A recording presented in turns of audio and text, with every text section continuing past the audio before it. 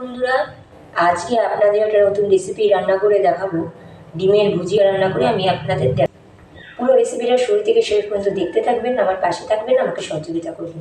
তো চলুন দেখে নিন আজকে রেসিপিটা। ভুজিয়া রান্না করতে কি কি উপকরণ লাগছে আপনাদের এক এক করে আমি দেখিয়ে দিচ্ছি। প্রথমে আলুগুলো এরকম ডুমু ডুমু করে কেটে নিতে হবে। ডিমের ভুজিয়া রান্না করতে একটা ডিম লাগছে। পরিমাণ মতো আমি এখানে তেল ইউজ করেছি, আমি এখানে ছোটো কাপের 1 কাপ তেল ইউজ করেছি।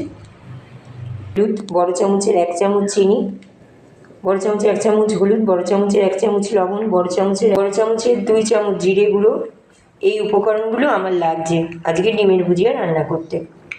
আলুটার মধ্যে আমি পরিমাণ মতো হলুদ এবং পরিমাণ মতো লবণ অ্যাড করে দিয়ে আলুটাকে আমি ভালো করে অনেকক্ষণ ধরে লাল লাল করে ভেজে নেব।